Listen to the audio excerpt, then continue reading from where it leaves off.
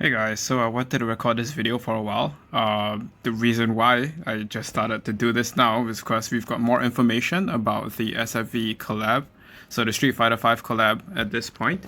And there is just so many things that I feel like a new player or even somebody who's just getting back into the game wouldn't get if you just hopped on.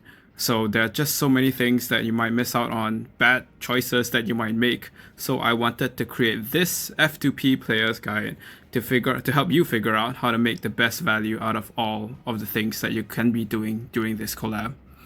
So I'm just gonna assume that you're maybe a new player or somebody who's coming back to the game for a while. I'm gonna keep all the advice I'm gonna give out during this video pretty generic, right? So just feel free to skip past anything that you think might not be that useful for you. And the most important thing here I want you to note is that what I'm doing here is trying to dish out some common sense advice. So it might be really common sense to a lot of people, but what I'm trying to do here is just to make sure that you don't fall into any of the traps that you might really fall into as part of this collab. Alright, so let's dive into it, shall we?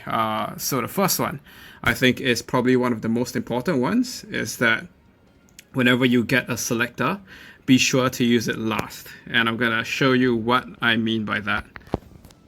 So of course with any collab, so I've gone through the main volume 1 banner twice already. I've gotten the selector twice.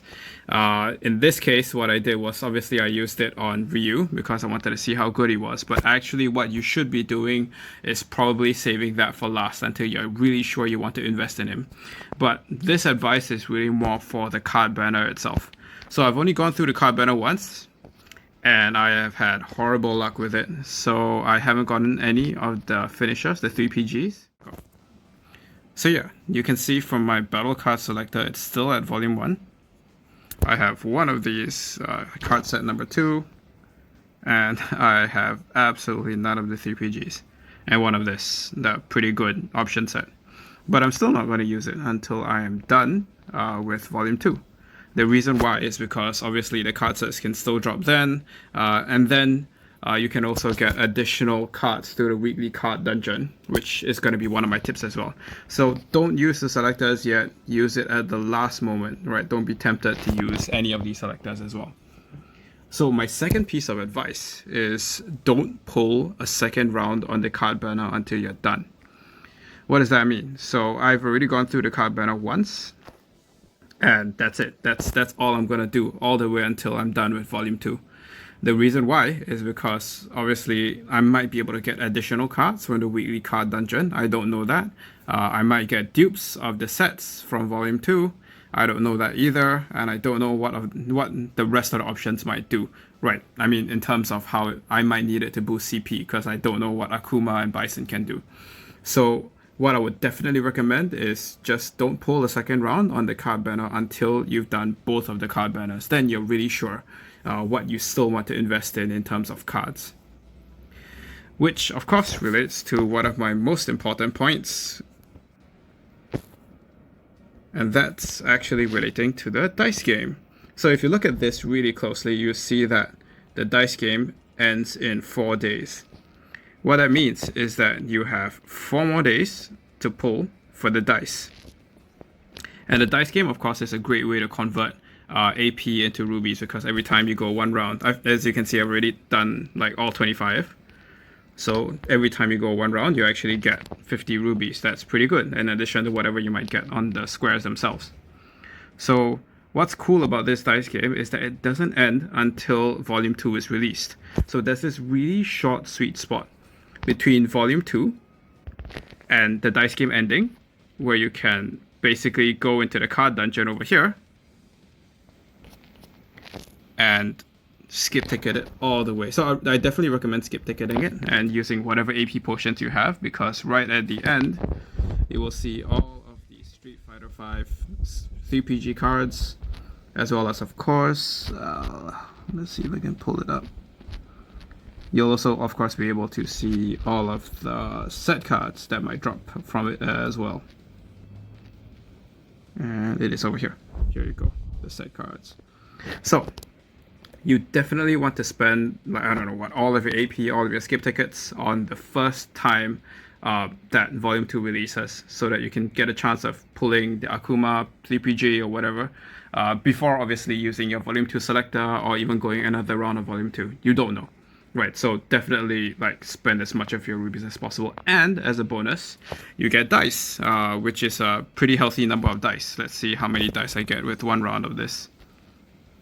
Right, just really quickly skipping this so that you can see. Ta-da, 22 dice. That's not too bad, given that you might be skipping this like 500 times, depending on how much AP you have. Right, so that gives you a lot of valuable dice that you can then use to roll on the dice game. Okay, so a few tips to know about the Volume 1 set. The Volume 1 units. So you might have heard the reviews already. So far, I think so far, Ryu has been fairly underwhelming for something that's really, really hard to advance. So it's really hard to get all of his memories in order to A5 him, which is obviously the max value that you can get for Ryu, because then you can get him to A6 and A7. On the other hand, Luke is actually pretty good. So early reviews have shown him to be doing pretty close to the damage that Ryu can output. And of course, what he can do is obviously be awakened a lot easier thanks to the SS generic memories and everything like that. Now, you might be asking about Chun-Li, Nostalgia Chun-Li, that's Alpha Chun for short. She's alright. So I wouldn't say that she's like meta breaking or anything. She's definitely probably the best non-BS SS EX unit out there. Natural EX unit out there. So she's still pretty solid.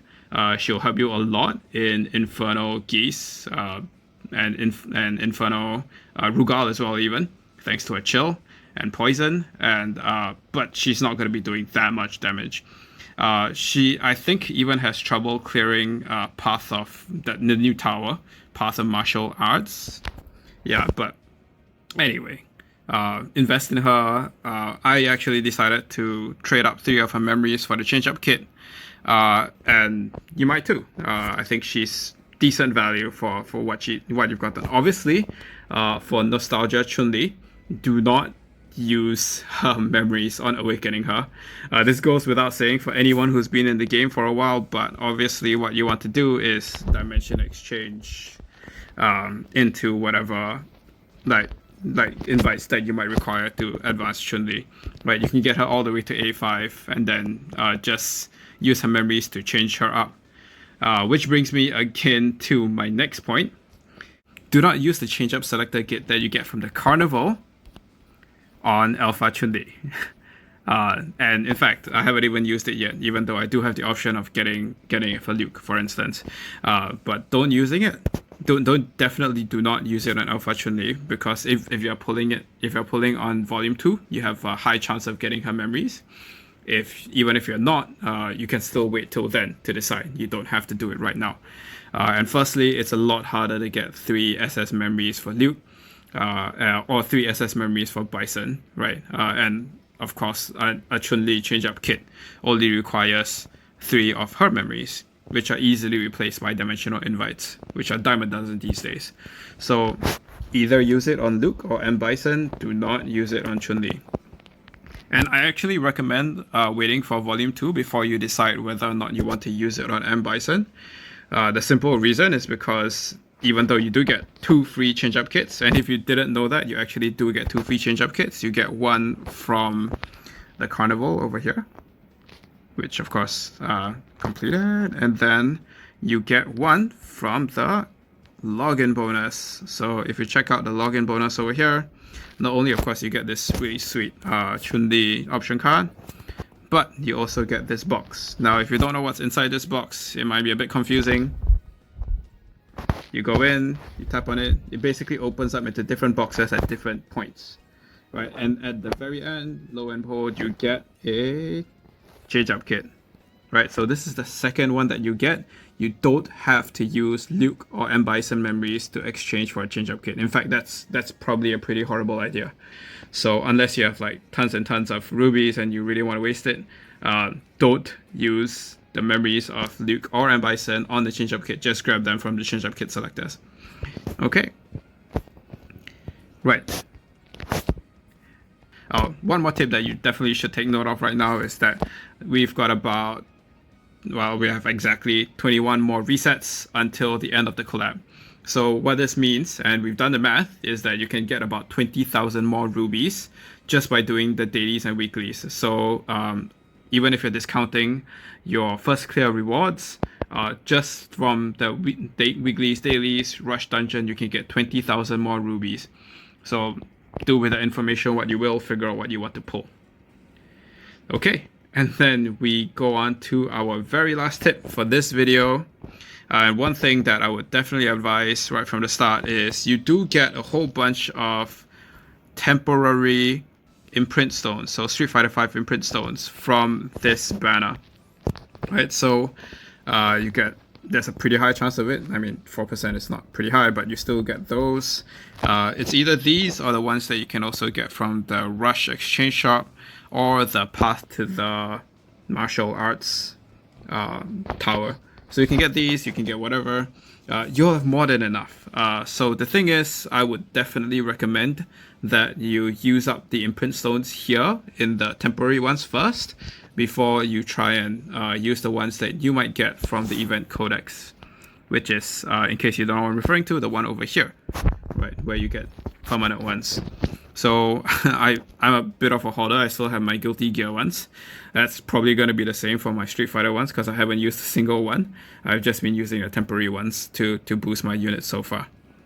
Right, so it's a matter of personal choice, but if you ever wanted to keep like some of these around just in case one day like HP/defense is really useful for you or something, that's a good idea as well. So really minor, but still really useful. Oh, and one bonus tip. In terms of the CHUN crafting event, don't craft this until you have way more than enough coins. I think that's probably last in your priority list. I've seen people who've crafted it. I think it does nothing, so don't do it yet. I haven't done it, you can see. Okay, so that's it for my tips and tricks for free-to-play players. Anyone who's coming back for the Street Fighter V collab, I wish you all the best of luck in all of your pulls.